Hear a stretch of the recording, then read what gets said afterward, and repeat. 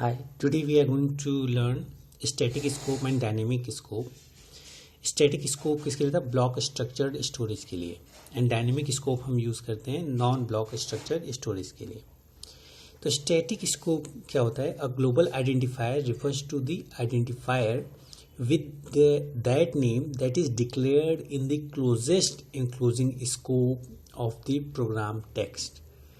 It's mean अगर आपका, मैंने एक एग्जांपल लिया था, अगर आपका यहाँ पे एक वेरिएबल इंट ए है और फिर अगेन नेक्स्ट स्कोप में आपने प्रिंट किया है ए को, तो क्या होगा? ये ए उस ए को प्रिंट करेगा जो इसके क्लोजेस्ट होगा. तो ये नेक्स्ट आपका इसका ए था, इसलिए यहाँ का ए की वैल्यू प्रिंट होगी. जबकि अगर चाहे आप यहाँ इंट और इसको स्कोप बंद कर दीजिए,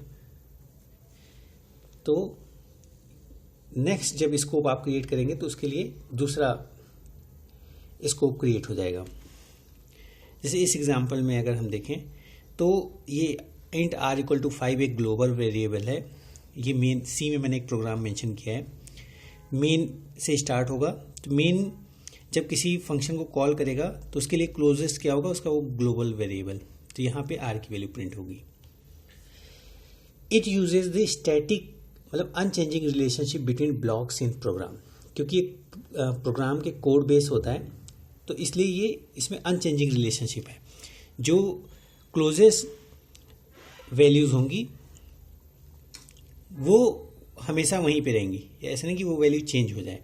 जैसे यहाँ ए की वैल्यू इसकी क्लोजेस्ट है तो हमेशा ए ही इसके क्लोजेस्ट रहेगा. So this is the static scope. और डायनेमिक स्कोप में क्या होता है कि जब आप कोई फंक्शन कॉल करते हो तो मोस्ट रिसेंटली यूज्ड वैल्यू पे आपका डायनेमिक स्कोप डिसाइड होता है. The global identifier refers to the identifier associated with the most recent activation record. और एक्टिवेशन रिकॉर्ड क्या होता है? जब भी आप किसी फंक्शन को कॉल करते हैं तो उसका एक एक्टिवेशन रिकॉर्ड क्रिएट होता है. तो उसमें बहुत सारी फील्ड्स होते हैं, जैसे temporary values, local variable, static link and dynamic link. और तो ये सारी फील्ड्स जो है एक्टिवेशन रिकॉर्ड में एग्जिस्ट करती हैं. It uses actual sequence of call that are executed in the dynamic execution of program. तो इसमें क्या होगा? जो मोस्ट रिसेंटली फंक्शन आपने कॉल किया है उसमें जो रिसेंटली वैल्यू होगी वही प्रिंट होगी. That is a dynamic scope. अब इस एग्जांपल से हम देखते हैं कि स्टैटिक स्कोप और डायनेमिक स्कोप में क्या डिफरेंस है. ये सी में मैंने प्रोग्राम लिखा है. तो प्रोग्राम आपका मेन से स्टार्ट हुआ, इसने इस फंक्शन को कॉल किया सो. पहले हम अंडर स्टैटिक स्कोप आउटपुट देखते हैं, आउटपुट क्या आएगा. तो सो फंक्शन से ये यहाँ से यहाँ आ गया, इसने आर की वैल्यू प्रिंट की. आर की वैल्यू क्या है अभी मोस्ट रिसेंटली? 5. तो यहाँ आउटपुट क्या आ गया? 5. फिर जो है इसने फंक्शन को कॉल किया स्मॉल फंक्शन पे गया. आर की वैल्यू क्या एलोकेट हुई? 20. बट स्मॉल ने नेक्स्ट फंक्शन को कॉल कर लिया सो. जब ये सो को कॉल किया तो आर को फिर प्रिंट करना है, लेकिन आर की वैल्यू यहाँ से पास नहीं हुई है, तो इसलिए आर की वैल्यू जो मोस्ट क्लोजेस्ट है 5 वो प्रिंट हो जाएगी. फिर आपका ये लाइन चेंज हुआ, फिर अगेन सो को इसने कॉल किया तो सिमिलरली 5 प्रिंट हो जाएगी. और फिर स्मॉल को कॉल कर लिया तो फिर सिमिलरली आपका 5 प्रिंट हो जाएगा. तो ये आउटपुट आएगा अंडर स्टैटिक स्कोप. और अंडर डायनेमिक स्कोप देखते हैं क्या होता है. मेन ने शो फंक्शन को कॉल किया, यहाँ पे गया शो, आर प्रिंट हुआ. तो आर की वैल्यू क्या है? 5 ही है. लास्ट वैल्यू यूज 5, तो आउटपुट 5 हो जाएगी. अब जब इसने स्मॉल को कॉल किया तो स्मॉल में आर की वैल्यू क्या आई? 20. तो मोस्ट रिसेंटली यूज आर की वैल्यू क्या है? 20. अब इसने शो को कॉल कर लिया तो आर की वैल्यू अब यहाँ क्या प्रिंट हो जाएगी? As per dynamic scope 20. ठीक है. अब ये ऐसे क्यों होगा? क्योंकि जब एक्टिवेशन रिकॉर्ड होगा, मेन ने किसको कॉल कर लिया? स्मॉल को. ठीक है, स्टार्टिंग से देखते हैं. मेन ने पहले शो को कॉल कर लिया,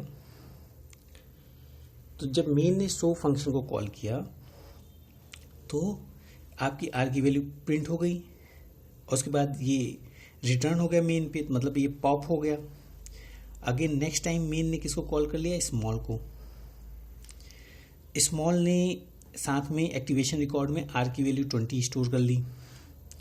फिर इसने कॉल कर लिया स्मॉल ने नेक्स्ट किसको, शो को। अब शो में जब आर की वैल्यू प्रिंट होनी थी तो मेस एक्टिवेशन रिकॉर्ड, ये आपका एक्टिवेशन रिकॉर्ड है, तो एक्टिवेशन रिकॉर्ड में मोस्ट रिसेंटली यूज्ड वैल्यू क्या थी, 20। तो ये शो जो है क्या प्रिंट कर देगा, 20 एज पर एक्टिवेशन रिकॉर्ड। तो अब जैसे ये फिर ये 20 प्रिंट करेगा, फिर यहाँ पॉप हो जाएगा, ठीक है। फिर आर की वैल्यू भी, क्योंकि फिर ये इस पर रिटर्न हो रहा है तो ये भी पॉप हो जाएगा, ये पॉप हो जाएगा। फिर एक्टिवेशन रिकॉर्ड में लास्ट में क्या बचेगा, मेन। अगेन मेन जो है शो को कॉल करेगा, लाइन चेंज के बाद शो को कॉल करेगा। तो एक्टिवेशन रिकॉर्ड में नेक्स्ट प्रोसीजर कॉल क्या होगा, शो। तो ये शो जो है जब एग्जीक्यूट कर लेगा तो 5 प्रिंट कर लेगा। फिर ये पॉप हो जाएगा, पॉप होने के बाद अब मेन किसको कॉल करेगा, स्मॉल को। जब स्मॉल फंक्शन को कॉल हुआ तो इसके अंदर एक लोकल वेरिएबल आर की वैल्यू थी 20, वो एलोकेट हुई एक्टिवेशन रिकॉर्ड में। फिर इसने कॉल कर लिया शो को, तो शो प्रिंटिंग का काम करता है। तो प्रिंटिंग जो है इसका प्रिंट का काम मोस्ट रिसेंटली यूज्ड वैल्यू क्या है, 20, तो इसलिए यहाँ प्रिंट हो जाएगी 20।